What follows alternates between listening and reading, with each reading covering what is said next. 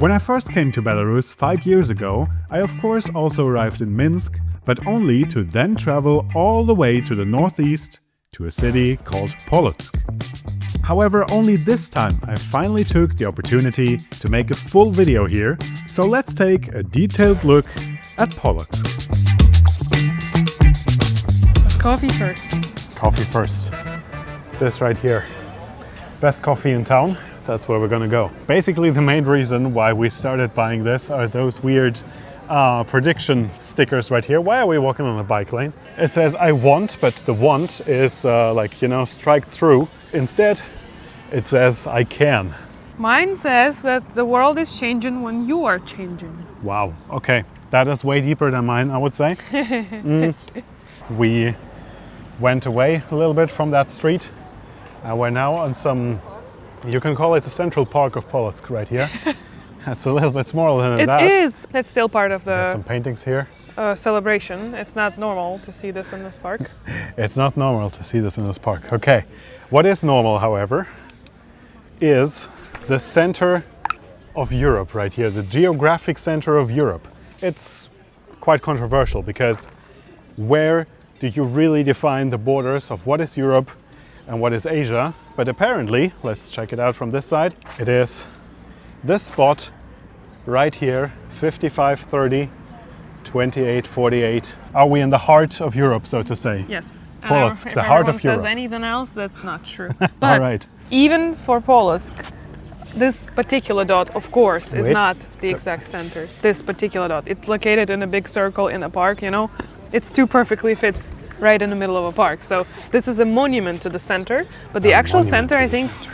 is a little bit to the side of Okay. Polotsk. Wow. So we got scammed, basically. 48 kilometers away from here. Too bad. Right now there's still a little bit of market around because it was the city's birthday. We also have a fountain. We're actually going towards the fountain. The reason why you can't hear it is that it's off. I don't know what happened there. Yesterday it was still on. While we have the party, or what remains of the party, on this side of the road, we have this statue right here on the other side of it. A statue dedicated to Franciszek Skarina. You might know that name because we actually already learned about him when we had that video about the National Library in Minsk. But here is the place where he was born.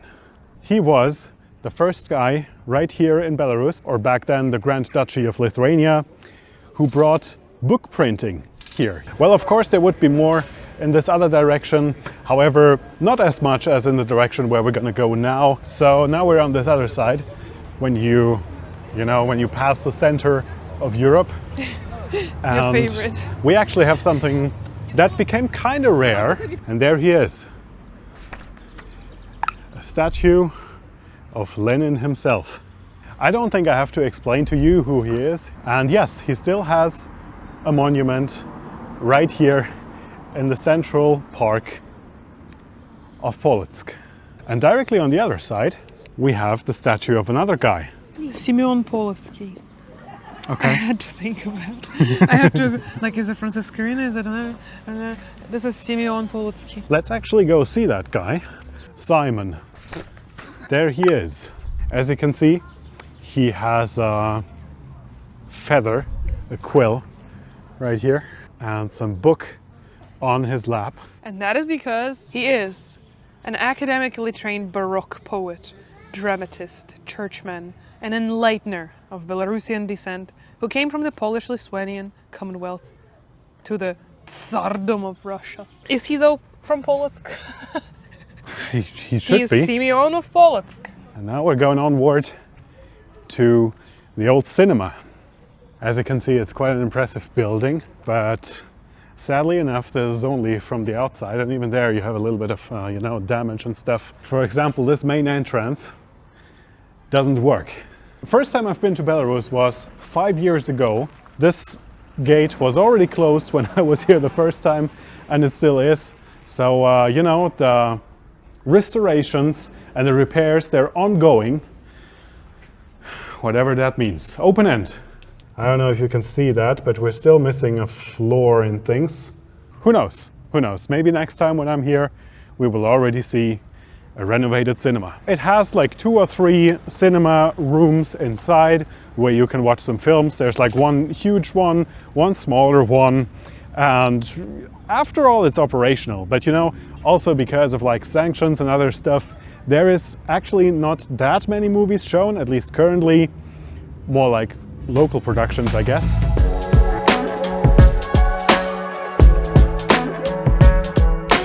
We're heading towards another quite unusual thing, I would say. You'll be very surprised to see where it is. Oh, hello. Hi. You're back. You found me. Crazy, I found you. We have a little concert here today, next to the thing where we want to go. This is a letter that you only find here in Belarus. It is basically a U, a short one. It has this thing right here, which makes it short. It is something that really only exists in the Belarusian language, this letter. So, of course, it needs a monument right here in Polotsk, and especially in Polotsk, because, you know, we had Symeon and we had Franciszek Skorina, so very popular personalities when it comes to literature and all of those literature-related things. There's literally no difference in the sound in between U and unieskładowe. The only difference that you put unieskładowe after vowel. Bless you. Unieskładowe. Right, Anyway, that's the name of the letter. In Belarusian. But exactly. The difference is that when you write a word, if U and the letter before U is a vowel, then you write unieskładowe in Belarusian. And if the letter before U is a regular consonant, just not a cool vowel, but regular consonant, then you write a regular U. Want to learn Belarusian? Don't. What? Like, learn Belarusian. what the hell? And here is the end of the, what I call Central Park. And we're walking towards a huge square. When we were here yesterday, when this whole festival was still going on, this place was extremely crowded. Like, I don't think I've ever seen as many people like in Belarus in total than I saw here yesterday when we had this day of celebration, the birthday of Polotsk. This square, I have to tell you, once were a huge place to go with cars. So this whole place was just roads to cross this part and blah blah blah. And now this is a one-way street there and this is a one-way street there. I think they made it walkable maybe 10 years ago, maybe 15, but I remember when they did. I lived a long life. Yeah. By the way, in the background, not only do you see 2 soldiers or something, but you also see this painting, this mural. Thank you, Arnold Uncharted, for teaching me mural. This mural shows a statue and a church behind. Why does it show that? The statue is still here, but the church isn't. Instead, there's a house behind this now. I have a lot to say about this church. Okay. First, is I used to live in this house that's standing behind there. The church was destroyed actually by some new government long time ago after war. And I think they didn't like this religion. I'm not sure which one, I'm not gonna lie in this vlog, so I'll just say some religion. And then they asked to destroy it. So this wasn't destroyed in a war, this wasn't on fire or anything. It was destroyed by the town governorship because they didn't like it. So they destroyed it. And now that they try to preserve Polotsk how it once was and history and everything, they want to rebuild this church and destroy that house instead. Wow. Now that you got a little bit more to see from the square, let's take a look at the monument.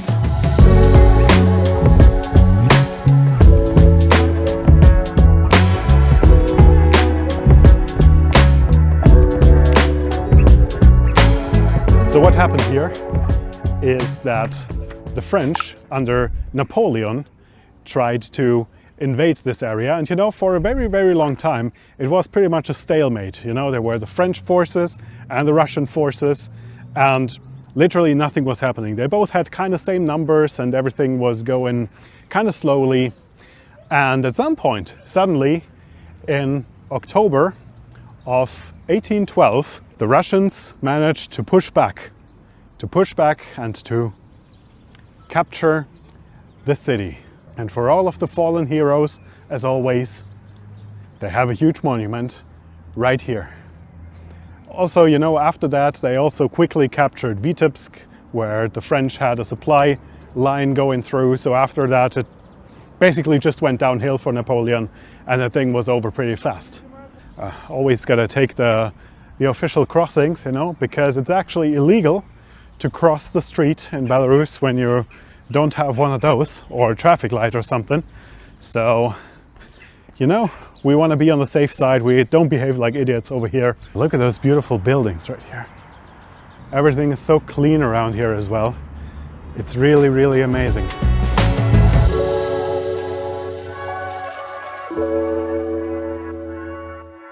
Well, I surely hoped for a smoother transition, but as you can obviously see, it has been raining, and yes, it is another day when we're filming this, but yeah, happens, you know.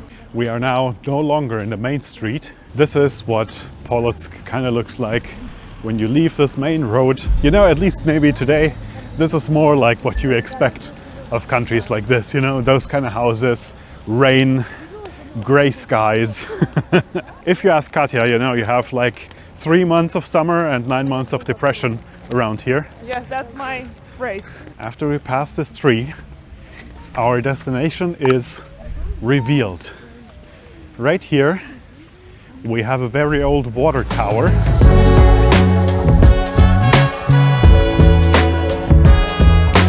These days, it's actually no longer a water tower because we don't really need them anymore. But they put a museum in there. Museum of Nature and Ecology.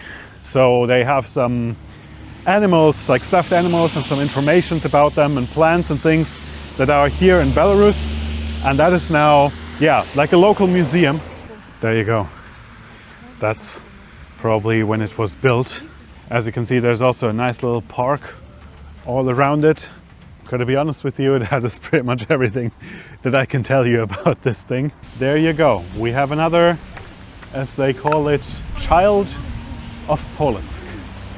Who is it exactly that we have here? I cannot tell you a lot of information. I know that she's a saint.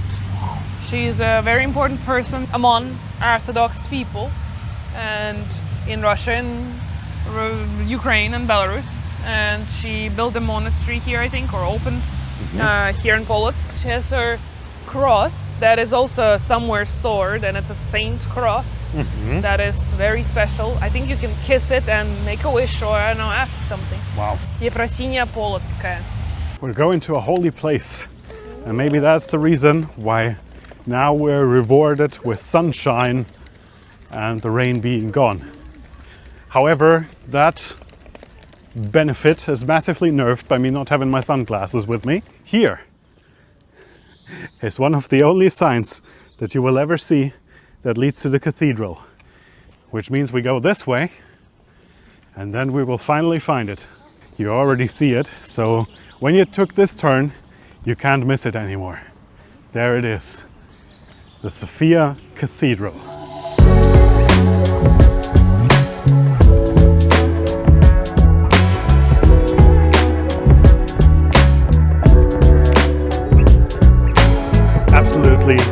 Stunning looking building, which has been around for a whole lot of time, since the 11th century in fact. Of course, it absolutely didn't look like that back then, as it was, you know, also destroyed, rebuilt, you know the deal with all of the wars and things happening. So the foundation of it and some parts of the walls that you can see from the inside are still from 11th century. However, as I said, there were a few things happening, and so they had to rebuild it every now and then. It's also not only the cathedral, but also the whole view around here is absolutely amazing. Right here you have the Dwina, the river that goes here through Polotsk.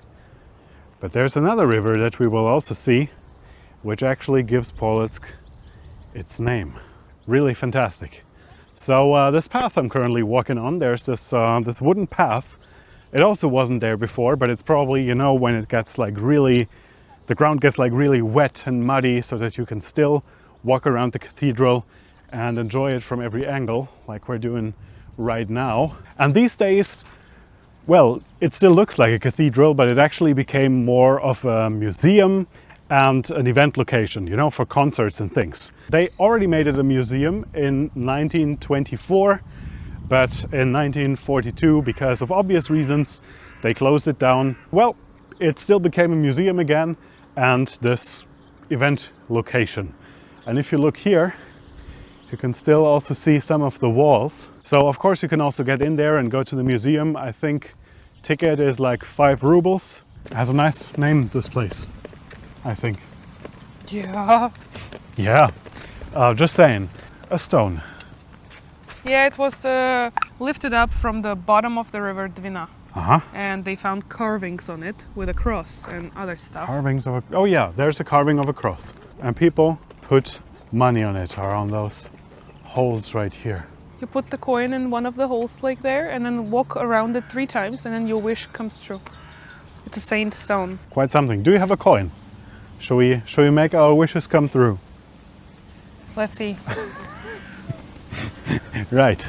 20 kopek right here. That's what's the worth of our wish. We place it in this part of the cross. What? I think it's unstable. Is that not a good spot? Find a better spot. Right Down? here. Wow. Okay. That's a bad spot. Let's pick a good spot. Like yes, this? look, it's very hidden. I think Wow. it's a good one. Wow. There you go. Okay. And now I just walk around it Yes, 3 times. 3 times. Run. All right. Run or walk? You can run. Like the faster you run, the better the wish. No, I'm kidding. Just do whatever. Okay. 1, 2, 3. Your Just wish a little will come disclaimer, true. I did not wish for the rain to come back, but here we are. I don't know if you can hear that or see that, but the weather is getting kind of bad again. Like, it's refreshing, honestly, you know, it's not cold.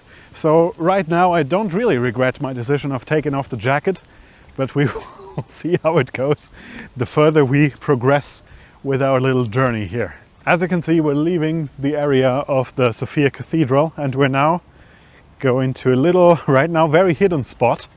It's a little metal staircase that leads down to the second river. Yeah, that is a little bit steeper. And now we're on a little bridge, which seems a bit shaky from time to time, but there were already like 2 people crossing it. So I consider this very safe. Especially this spot. It's probably the safest out of all of the spots here. What we have right here is this other river I've been talking about.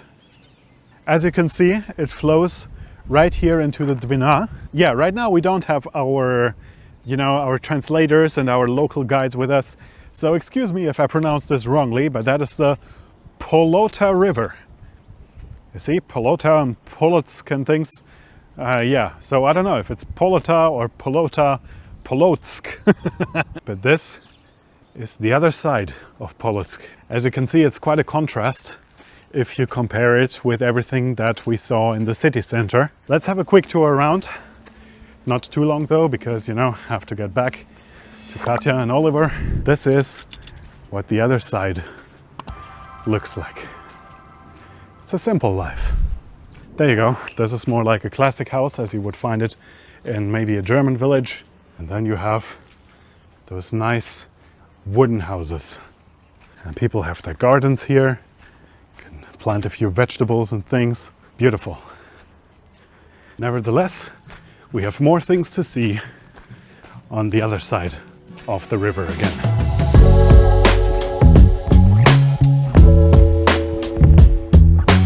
How's life? How have things been? We got an accident. Well, I don't know what it is. It's something that happened. There was a guy that looked, it's okay. He looked all right. He looked like he's a bit homeless, a bit sad. A bit homeless? Yeah. Only a bit? Yeah. He walked around 3 times and we were like, oh, he's making a wish. But instead of putting a coin, he took all the coins that was there and kissed the cross, thanked the stone god, and walked away. It's a direct reward. I don't think that's how it works. You pay for your wish. You don't take money from the stone. Maybe that's exactly how it works. You know, this guy wishes for money.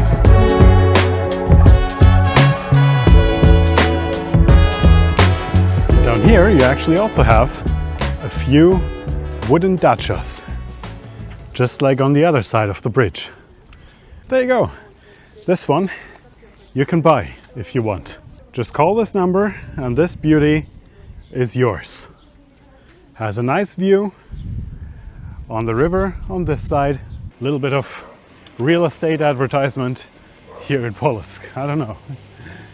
We're now a little bit lower than the city center is, because this building right there is basically the huge one that you see from the huge square. This place right there looks really, really orthodox. Now you can see it a little bit better behind me, now that we gained some elevation again. And guess what? We made, wow, okay, still going fast, now it's slowing down. We made another circle and we're now back at the huge square right here. Looks like children and their parents, and there were some children singing as well. There you go. That's what we're listening to right now. However, I would say that we now pretty much saw everything on this side of Polotsk, or like the main things you really need to see. So I feel like this is the end of this video. I hope you enjoyed it a lot. I hope you enjoy the city as much as I do. I hope you enjoyed the video, of course. If you did, you know what to do. All that standard YouTube stuff. What an outro, huh? Anyway, there's nothing else left to say for me except thank you so much for watching. And let's get out of here.